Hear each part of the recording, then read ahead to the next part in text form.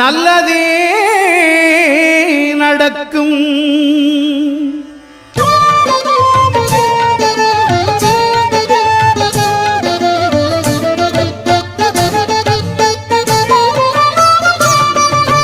9 கோளும் ஒன்றாய் காண அங்கு கற்பகம் என்னும் கடவுளின் மெய்யில் 9 கோளும் ஒன்றாய் காண